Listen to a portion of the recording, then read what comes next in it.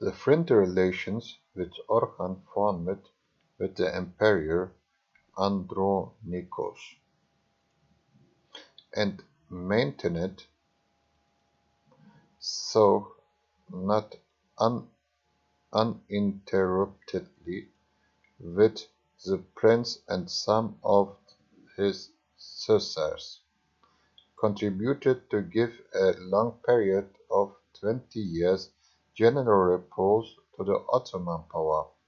But in the civil wars,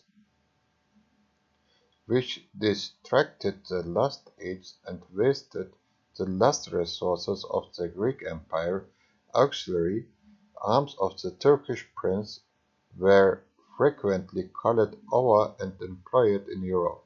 The Emperor Cantacuzene, in the year 1346, recognized in Orhan the most powerful sovereign of the Turks, and he hoped to attach the Ottoman forces permanently to his interests by giving his daughter in marriage to their ruler, notwithstanding the difference of creed and disparity of years between the young princess and the old Turk, who was now a widower of the age of 60. The pomp of the nuptials between Orhan and Theodora is elaborately described by the Byzantine writers. But in the next year, during which the Ottoman bridegroom visited his imperial father-in-law in Scutari, the suburb of Constantinople in Asiatic side of the Bosphorus. The scenes of a less pleasing character to the Greek ensued.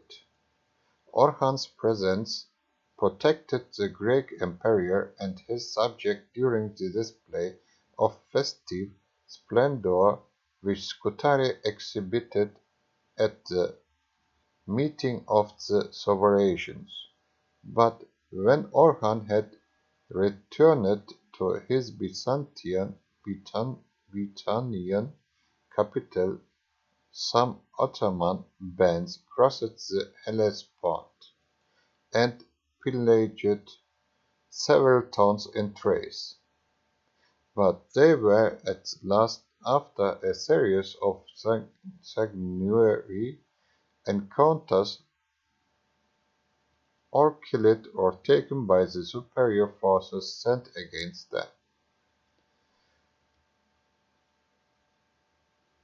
Not long afterwards, the war that raged between the two great maritime republics of Venice and Genoa, almost every coast of the Mediterranean and its connected seas, was the immediate cause of hostilities between the troops of Orhan and those of his father-in-law, and led to settlement of the Ottomans in Europe.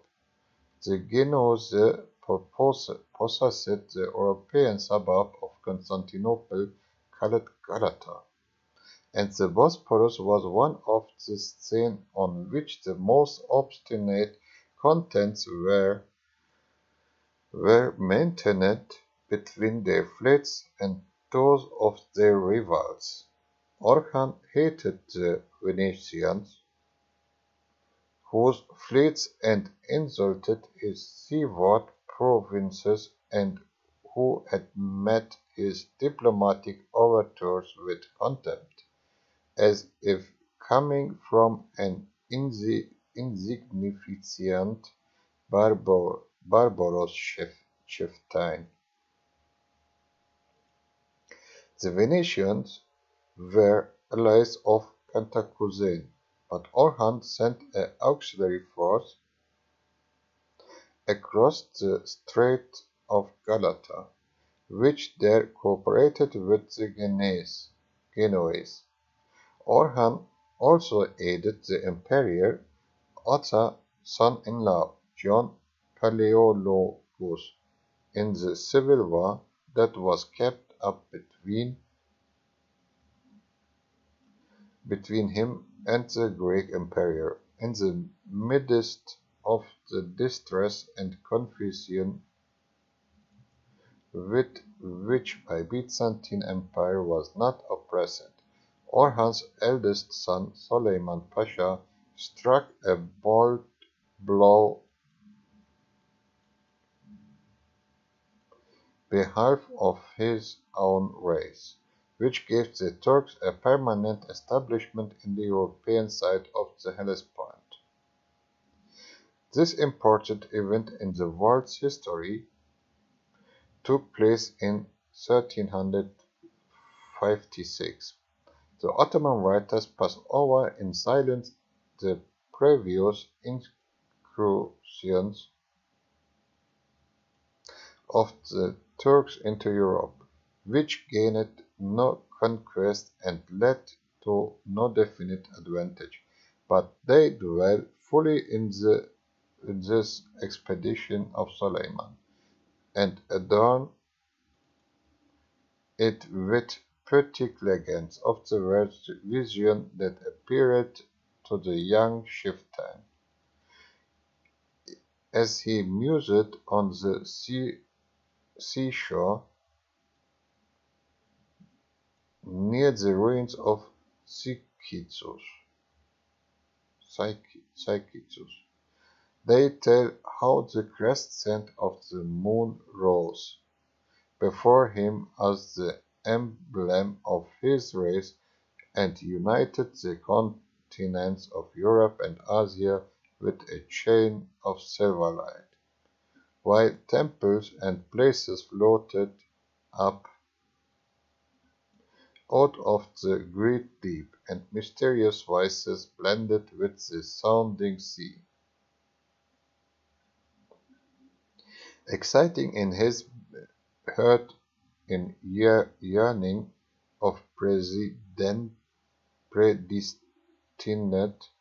enterprise and a sense of supernatural summons. The dream may leave being both the effect of previous schemings and the immediate stimulant that made Suleiman put his scheming into act. With but 39 of his chosen warriors, he embarked at 9 in the Genoese bark on the Asiatic side of the Hellespont and surprised the castle of Tsimpe on the opposite coast. Reinforcements soon pushed across to the adventurers, and in 3 days Tsimpe was garrisoned by 3,000 Ottoman troops. At this crisis, Cantacuzene was so severely pressed by his rival John Palaeologus that instead of trying to dislodge the invaders of Tsimpe, or even remonstrating against their occupation of that fortress, he implored the help of Orhan against his domestic enemy. Orhan gave up his brother-in-law's cause and provided assistance to the old emperor, but he ordered that assistance to be administered by Suleiman, the conqueror of Tsimpe and auxiliary to the most formidable to those with whom he was to cooperate. 10,000 more Turks were sent across to Suleiman, who defeated the Slavonic forces with plagues and brought into the empire, but the victors never left the continent on which they had conquered.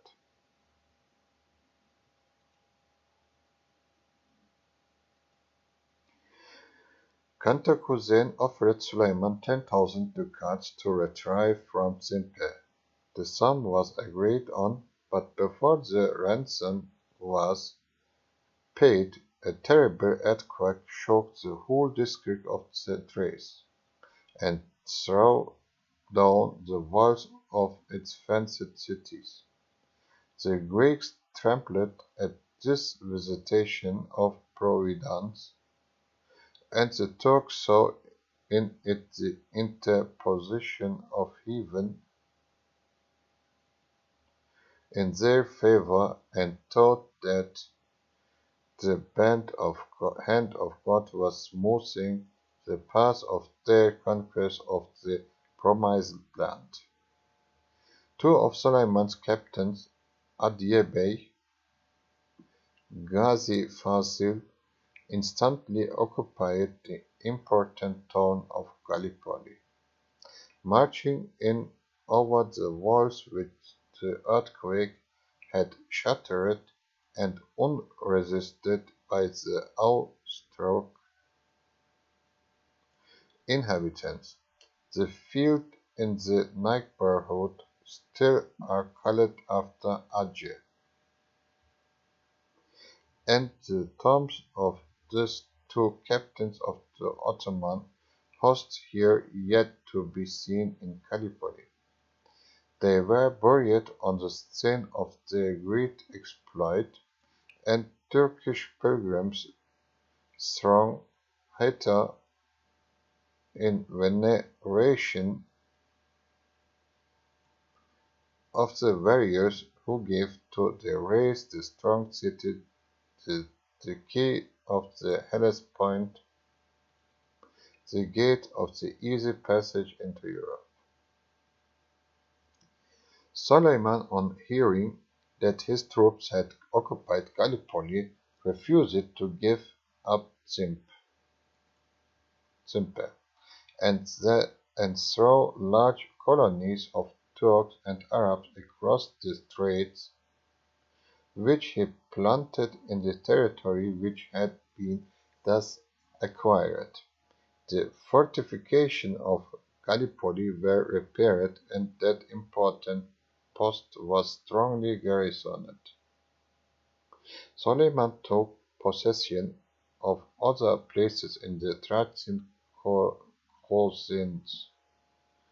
which he strengthened with new walls and secured with detachments of his best troops. The Greek emperor made a formal complaint of this aggression to Orhan, who replied that it was not the force of arms that had opened the Greek cities to his son, but the will of God manifested in the earthquake. The emperor rejoined that the question was not how the Turks had marched into the city, but whether they had any right to retain them. Orhan asked time to consider the subject, and afterwards made some proposals and negotiating the restoration of the cities, but he had firmly resolved to take full advantage of the opportunities to aggrandizing the Ottoman power, which now were afforded by the basis for operations in Europe which had been acquired, and by the perpetual dissensions that raged between Cantacuzene and his son-in-law Pelagius, each of whom was continually soliciting Orhan's aid against other, and obtaining that aid according to what seemed best for the interests of the Turkish sovereign, the real enemy of them both.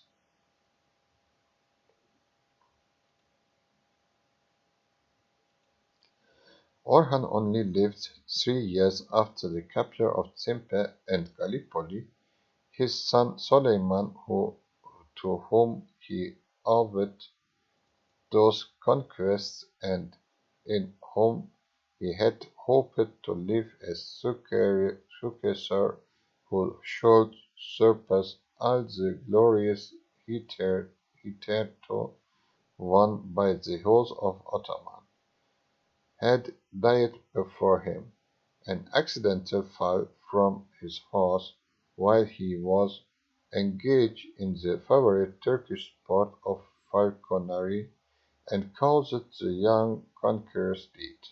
Suleiman was not buried at Bursa, but by Orhan's order a tomb was built for him on the shore of the Hellespont, over which he had led his race a second empire.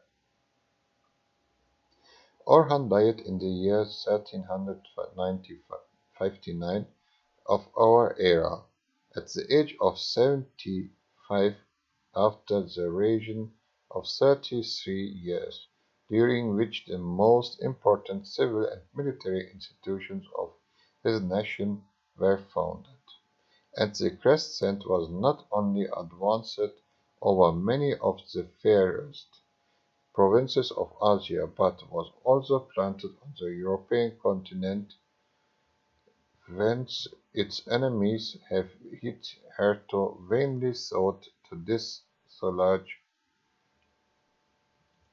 it during 5 centuries.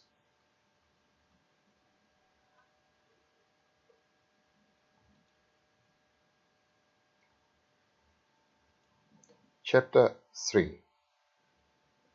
Amurath I, capture of Adrianople, battle of the Maritsa, conquest in Europe and Asia, victory of Kosovo, deeds of Amurath Beyazid's accession, conquest Parviti of Manas, victory of Nicopolis, Timor, defeat of Beyazid at Angora.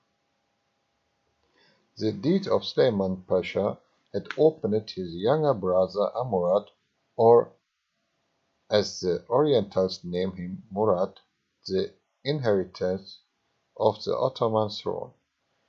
Murad was 40 years of age when he succeeded his father, Orhan, and he reigned 30 years over the Ottomans' prosperity and glory. His first projects after his accession were the extent of the European conquest of his father and brother, but he was checked for a time by the enmity of the Prince of Karamania, who stirred up and revolt in the Ottoman dominions in the center of Asia Minor. Murad marched an army rapidly to the scene of the insurrection, which he completely quelled. He then, 1360, led his troops to the passage of the Hellespont and commenced a series of victories in Europe, which were only terminated by his death in the field of battle at Kosovo in 1389. Besides wresting from the Greeks numerous places of the secondary value, Murad captured in 1361 the great city of Adrianople, which thenceforth became the capital of the Ottoman dominions in Europe until Constantinople fell before Mehmed II,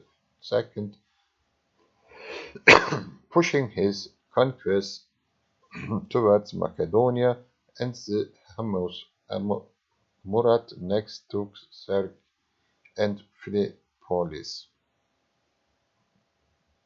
The Turkish armies, like the ancient Roman legions, found a principal part of their booty and the prisoners they made, and who were all destined for sale as slaves.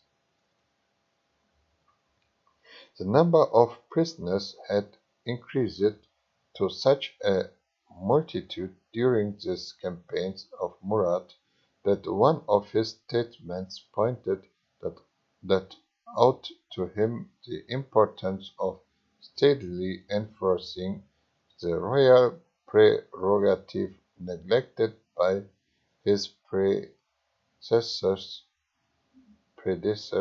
of taking a fifth part of the spoil.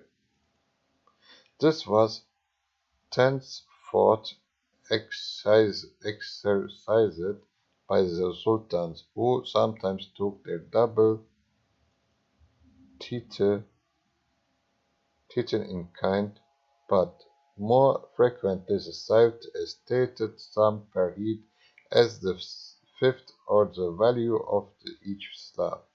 In after age, when a Christian nation remonstrated against this practice, a formal stipulation expecting prisoners of war of that nation from such liability was usually established by express treaty.